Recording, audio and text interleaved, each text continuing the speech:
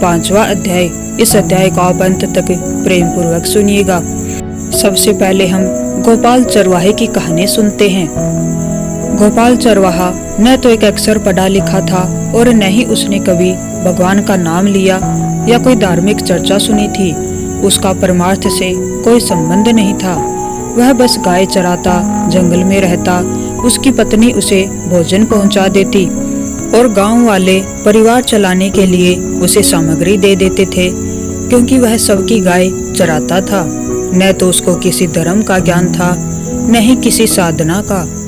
एक दिन उसने देखा कि जंगल से संतों की एक मंडली जा रही है, जो श्री राम जय राम का कीर्तन कर रही थी। उनके कीर्तन को सुनकर उसे बड़ा आनंद आया। उसे लगा कि संत जन कितने भाव विभोर होकर झूम झूम कर गा रहे हैं। उसने किसी से कोई बात नहीं की, बस उनके कीर्तन की धुन और नाम पकड़ लिया।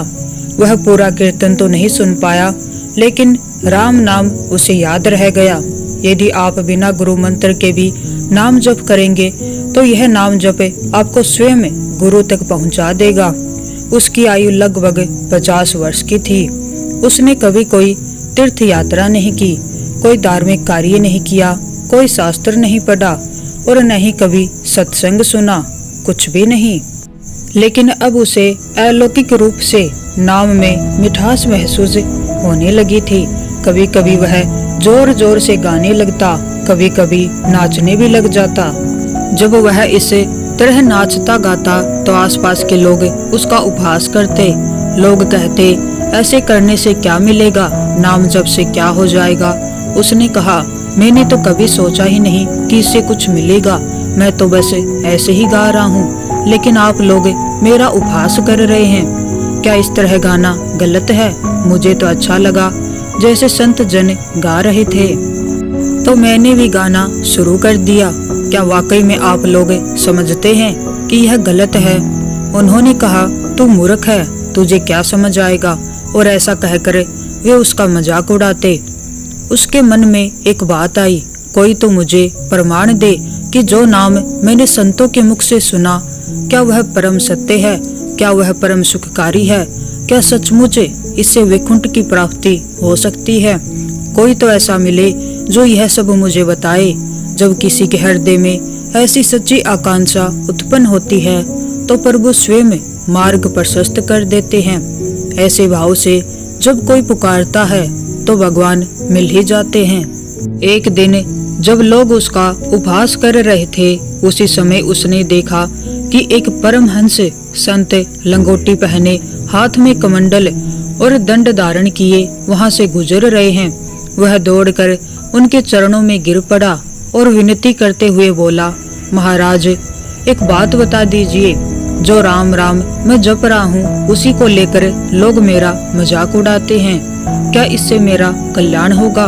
क्या मुझे वैकुंठ की प्राप्ति हो सकती है? इस पर उन संत भगवान ने मुस्कुराते हुए कहा, बेटा, यह भगवान का अत्यंत मंगलमय नाम है, लेकिन मुझे लगता है कि अब तुम्हें एक सद्गुरु की आवश्यकता है। यदि तुम गुरु कृपा पात्र बन जाओगे तो उपहास करने वालों की बातें तुम्हारे मन को छू भी नहीं सकेंगी और निश्चित रूप से तुम्हें भगवत साक्षात्कार होगा। यह सुनकर वह भाव विभोर हो गया, उनके चरण पकड़ लिए और कहने लगा, महाराज, आप ही मेरे गुरु बन जाइए, आप ही मुझे गुरु मंत्र दे दीजिए। संत बोले, बेटा, मैं इस समय तीर्थ यात्रा पर हूँ, अभी यह संभव नहीं है, लेकिन यदि तुम भगवान से सच्चे मन से प्रार्थना करोगे तो तुम्हारे कल्याण के लिए निश्चित ही तुम्हें तुम्हारे सद्गुरुदेव प्राप्त होंगे। बेटा, तेरे ऊपर भगवान की विशेष कृपा है, क्योंकि तू संतों में श्रद्धा रखता है। मेरी बात पर विश्वास करना। तू एकांत में बैठकर रो पुकार कर प्रभु को बुला, तुझे सद्गुरु अवश्य मिलेंगे। इतना कहकर वे संत तीर्थ यात्रा के लिए आगे बढ़ गए। अब वह ग्वाला एकांत में जाकर साधना करने लगा। कभी वह पेड़ों पर चढ़कर दूर तक देखने की कोशिश करता कि कोई संत आ रहे हैं क्या। उसके लिए भोजन पहुंचा दिया जाता। वह खा लेता, गाय चराता और मन ही मन एक खोज में लगा रहता, मुझे मेरे सद्गुरुदेव मिल जाएं। बहुत समय बीत गया पर उसका विश्वास कभी भी डगमगाया नहीं। उसे पूरा भरोसा था कि जैसा उस परमहंस संत ने कहा था, यदि तुम सच्ची भावना करोगे तो सद्गुरुदेव अवश्य मिलेंगे। यह बात सत्य होकर रहेगी। और फिर एक दिन वही हुआ। एक तेजस्वी महात्मा तीव्र गति से उसकी ओर आते दिखाई दिए। उन्हें देखते ही उसके मन में यह बात उठी कि ये वही हैं, यही मेरे सद्गुरु हैं। वह दौड़कर उनके चरणों में गिर पड़ा। जैसे ही उसने उनके चरणों को स्पर्श किया, एक बिजली सी उसके शरीर में दौड़ गई और उसी क्षण उस ग्वाले के हृदय में यह दृढ़ भाव जागा, अब बात बन गई, गुरु मिल गए। उसकी आंखों से अश्रुधारा बहने लगी। उसने सहज ही अनुभव हो गया कि वही संतों की भविष्यवाणी के अनुसार प्रकट हुए सद्गुरु हैं। उसने उन संत से विनम्रता से कहा, प्रभु कृपा करके मुझे वह गुरु मंत्र दे दीजिए जो मुझे इस भव सागर से पार करा दे। संत ने उत्तर दिया, बेटा ऐसे ही कोई दीक्षा नहीं दी जाती, पहले जाकर स्नान करके आओ, फिर हम एकांत स्थान पर बैठेंगे और तुम्हें उपदेश देंगे। वह बोला, महाराज मैं एक जंगली आदमी हूँ, गाय चराता हूँ, हमारा किसी घर बार से न कोई लेना है न देना है, न किसी सांसारिक व्यवहार से, भोजन तो ऐसे ही आ जाता है। संत बोले, अच्छा तो पहले स्नान करके आओ। स्नान करके वह लौटा और दोनों एक वृक्ष के नीचे बैठ गए। संत बोले, मैं तुम्हें कुछ नियम दूंगा जिनका पालन तुम्हें करना होगा। वह बड़ी सरलता से बोला, महाराज मैं एक सीधा साधा गंवार आदमी हूँ, न तुम आपके सारे नियमों का पालन कर पाऊंगा, न किसी व्रत का, और न ही मैं कोई कठिन साधना कर सकता हूँ। आप देख ही रहे हैं मेरी हालत, 50 साल का हूँ, बिल्कुल अनपढ़ हूँ, कोई धर्म कर्म नहीं जानता, बस गाय चराता हूँ। मुझसे बहुत सारे नियमों का पालन नहीं हो सकेगा, लेकिन कृपा करके कोई एक नियम दे दीजिए और मैं वचन देता हूँ कि चाहे प्राण चले जाएं, पर उस एक नियम का पालन मैं जरूर करूँगा। गोपाल की सरलता और दृढ़ निष्ठा को देखकर वे संत भगवान अत्यंत प्रसन्न हुए। उन्होंने स्नेह पूर्वक कहा, तुझे एक नियम देता हूँ, हमारे आराध्य श्री कृष्ण हैं और आज से तेरे भी आराध्य गोविंद होंगे। तेरे लिए यही नियम है, जब तक तुम गोविंद को भोग न लगा लो तब तक तुम कुछ भी मत खाना। चाहे सूखी रोटी मिले, दूध मिले, छाछ मिले, जो कुछ भी मिले, पहले गोविंद को अर्पित करना, फिर भोजन करना। गोपाल ने तुरंत हाथ जोड़कर कहा, गुरुदेव मेरे प्राण भले ही चले जाएं, लेकिन आज के बाद बिना गोविंद को भोग लगाए मेरे जीवा पर कुछ भी नहीं जाएगा। वह तो सीधा सच्चा हृदय वाला था। अब तो गोपाल आनंद से झूम उठा। उसे गुरुदेव मिल गए, गुरु मंत्र मिल गया और इष्ट देव गोविंद भी मिल गए। इसके बाद गोपाल के घर से भोजन आया। भोजन में केवल चटनी और रोटी थी। वह एकांत में एक वृक्ष के नीचे बैठ गया और प्रेम पूर्वक बोला, आओ गोविंद भोग पाओ। अब गोपाल चरवाहा मन ही मन विचार करने लगा, श्री कृष्ण तो आ ही नहीं रहे हैं। गुरुदेव ने कहा है कि बिना भोग लगाए कुछ खाना नहीं है। वह पूरे दिन भगवान की प्रतीक्षा करता रहा। वह सोचता रहा, गुरुजी ने तो कहा था कि भगवान घट घट में विराजमान हैं, तो वे कहीं से भी प्रकट हो सकते हैं। वह भीतर ही भीतर जप करता रहा, बार बार कहता रहा, आओ भगवान ये भोग पाओ, लेकिन प्रभु प्रकट नहीं हुए। रात्रि हो गई। जब देखा कि प्रभु नहीं आए तो उसने वह भोजन उठा लिया और गाय को खिला दिया। स्वयं भूखा ही रह गया। दूसरे दिन फिर उसके घर से भोजन आया। उसने पेड़ से एक पत्ता तोड़ा, उसे जल से शुद्ध किया और उस पत्ते पर भोजन सजाया। फिर वह भाव भरे स्वर में भगवान को पुकारने लगा, आओ प्रभु, गुरुदेव ने आज्ञा दी है कि बिना आपको भोग लगाए मैं कुछ भी ग्रहण नहीं कर सकता। लेकिन आज भी भगवान प्रकट नहीं हुए। शाम हो गई। उसने फिर वह भोजन उठाया और अपनी गाय को खिला दिया। स्वयं फिर से उपवास कर लिया। गोपाल चरवाहे की आयु 50 वर्ष थी। वह दिन रात गायों के पीछे दौड़ता और भूखा भी था। धीरे धीरे उसके शरीर में सामर्थ्य कम होने लगा। काफी दिन बीत गए। तीसरा दिन, चौथा दिन, पांचवा दिन, छठा दिन, सातवां दिन। वह बस यही सोचता रहा, हे प्रभु, चाहे प्राण निकल जाएं, हम गुरु की आज्ञा नहीं तोड़ सकते। अगर आप नहीं आएंगे तो मैं भूखा मर जाऊंगा, लेकिन गुरु की आज्ञा का अवहेलना नहीं करूंगा। यह केवल एक साधारण चरवाहा था। उसकी कोई पूर्व साधना नहीं थी, लेकिन गौ सेवा के पुण्य और नाम जप की कृपा से उसे संतों में विशेष स्नेह हुआ और गुरु कृपा से उसमें भगवान के दर्शन की इच्छा जागृत हुई। उनके शरीर की हड्डियां दिखने लगी। उनकी पत्नी ने पूछा, भोजन तो मैं रोज लाती हूँ, आप रोज मुझसे भोजन लेते भी हैं, क्या आप भोजन नहीं खा रहे? उन्होंने उत्तर दिया, यह आपकी चिंता का विषय नहीं है।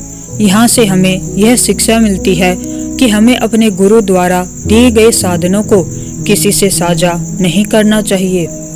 वह केवल अंदर ही अंदर यह सोच रहा था कि गुरुदेव ने कहा था कि भगवान आएंगे और जब तक वे नहीं खाएंगे तब तक मुझे भी कुछ नहीं खाना। हालांकि उनके गुरु का उद्देश्य कुछ और था। गुरुदेव का कहना था कि आप भगवान को भोग लगाकर खाइए और भजन कीजिए, तो गुरु मंत्र के प्रभाव से आपके मानस पटल पर भगवान के दर्शन होंगे। लेकिन गोपाल सीधा साधा आदमी था, इसलिए उसने यह समझा कि जब तक भगवान खुद नहीं खाएंगे तब तक मुझे भी कुछ नहीं खाना चाहिए। 18 दिन बीत गए। गोपाल ने कुछ नहीं खाया, कुछ नहीं पिया। गोविंद भी अपने भक्तों को निहारते रहते हैं। 19वें दिन उनकी पत्नी भोजन लेकर आई और पूछा, क्या आपको कोई रोग हो रहा है? आप भोजन क्यों नहीं खा रहे? क्या मैं रुक जाऊं आपकी सेवा के लिए, या आप घर चलिए? गोपाल ने कोई उत्तर नहीं दिया, बस कहा, आप घर जाइए, मैं ठीक हूँ। फिर उसने पेड़ से एक पत्ता लिया, उस पर जल छिड़का और भगवान से कहा, भगवान आओ, भोग पाओ। शाम हो गई और फिर वह भोजन गाय को दे दिया।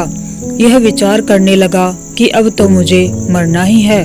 मेरे जैसे अदम के पास भगवान तो आएंगे नहीं, वे तो भगवान हैं, लेकिन मैं अपने गुरु के वचन नहीं तोड़ सकता।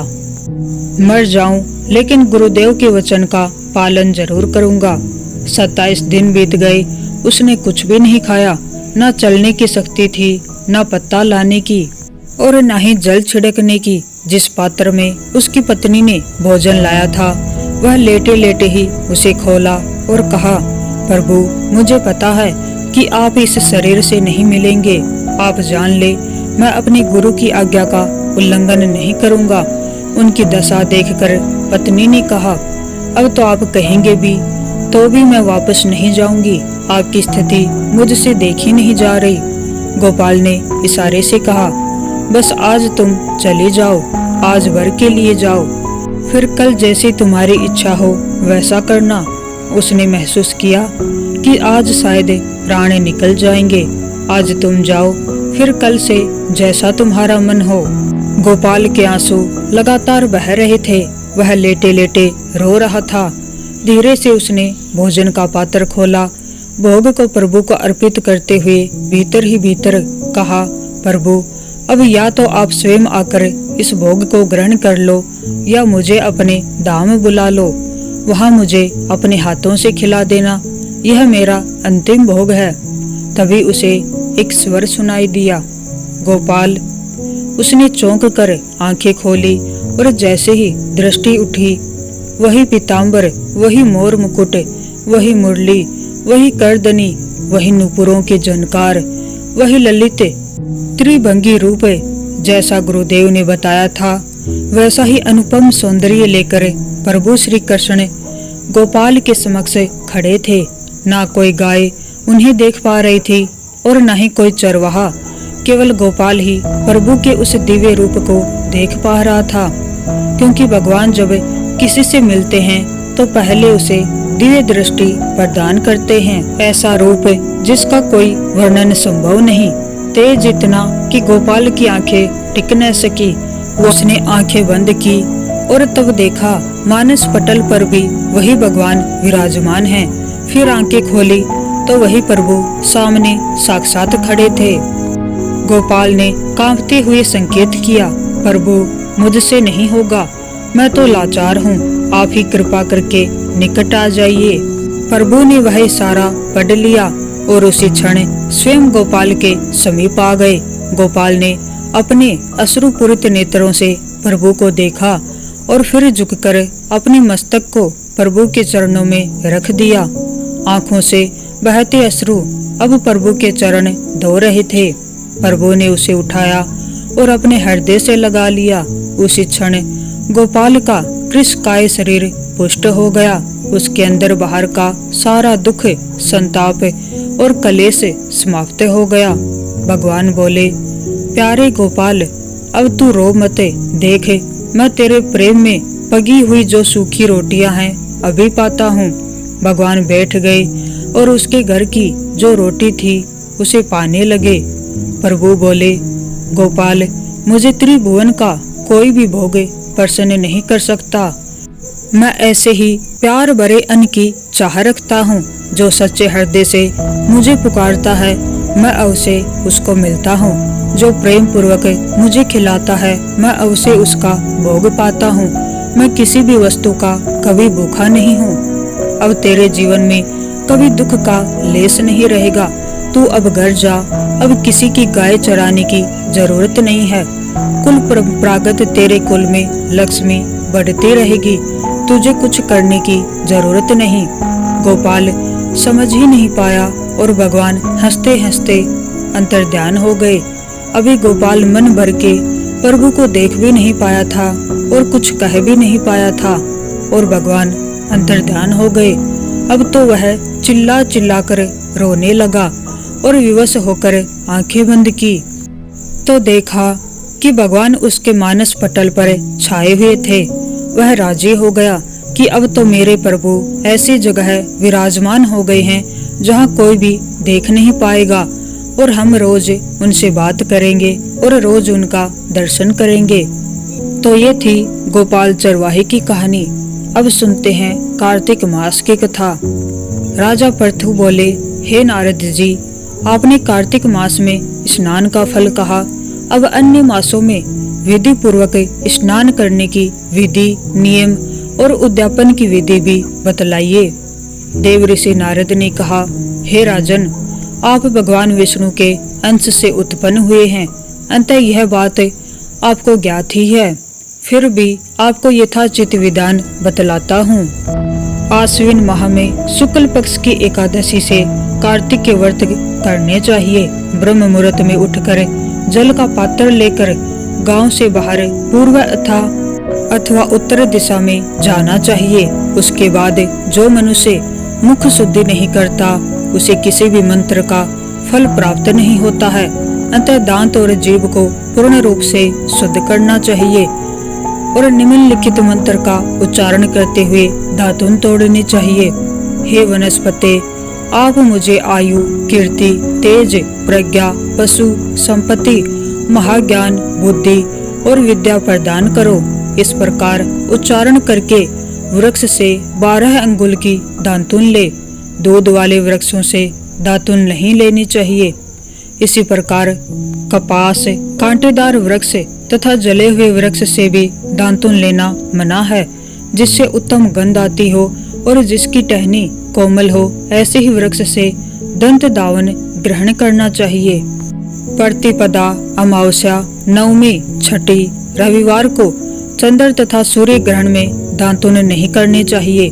तत्पश्चात भली भांति स्नान करके फूल माला, चंदन और पान आदि पूजा की सामग्री लेकर प्रसन्नचित्त व भक्ति पूर्वक शिवालय में जाकर सभी देवी देवताओं की अर्घ्य, आचमनीय आदि वस्तुओं से पृथक पृथक पूजा करके प्रार्थना एवं प्रणाम करना चाहिए। फिर भक्तों के स्वर में स्वर मिलाकर श्री हरि का कीर्तन करना चाहिए। मंदिर में जो गायक भगवान श्री हरि का कीर्तन करने आए हों, उनका माला, चंदन, तांबुल आदि से पूजन करना चाहिए, क्योंकि देवालयों में भगवान विष्णु को अपनी तपस्या, योग और दान द्वारा प्रसन्न करते थे। परंतु कलयुग में भगवत गुणगान को ही भगवान श्री हरि को प्रसन्न करने का एकमात्र साधन माना गया है। नारद जी राजा पृथु से बोले, हे राजन, एक बार मैंने भगवान से पूछा कि हे प्रभु, आप सबसे अधिक कहाँ निवास करते हैं? इसका उत्तर देते हुए भगवान ने कहा, हे नारद, मैं वैकुंठ या योगी के हृदय में निवास नहीं करता, अपितु जहाँ मेरे भक्त मेरा कीर्तन करते हैं, मैं वहाँ अवश्य निवास करता हूँ। जो मनुष्य चंदन, माला आदि से मेरे भक्तों का पूजन करते हैं, उनसे मेरी ऐसी प्रीति होती है जैसा कि मेरा पूजन करने से भी नहीं हो सकती। नारद जी ने फिर कहा, सिरे से धतूरा, गिरिजा, चमेली, केसर, कंदार और कटहल के फूलों व चावलों से भगवान विष्णु की पूजा नहीं करनी चाहिए। अढ़ल, कंद, गिरीश, जूही, मालती और केवड़ा के पुष्पों से भगवान शंकर की पूजा नहीं करनी चाहिए। जिन देवताओं की पूजा में जो फूल निर्दिष्ट हैं, उन्हीं से उनका पूजन करना चाहिए। पूजन समाप्ति के बाद भगवान से क्षमा प्रार्थना करनी चाहिए। ये था, हे सुरेश्वर, हे देव, न मंत्र जानता हूँ न क्रिया, मैं भक्ति से हीन हूँ। मैंने जो कुछ भी आपकी पूजा की है उसे पूरा करे। ऐसी प्रार्थना करने के पश्चात साष्टांग प्रणाम करके भगवद कीर्तन करना चाहिए, श्री हरि की कथा सुननी चाहिए और प्रसाद ग्रहण करना चाहिए।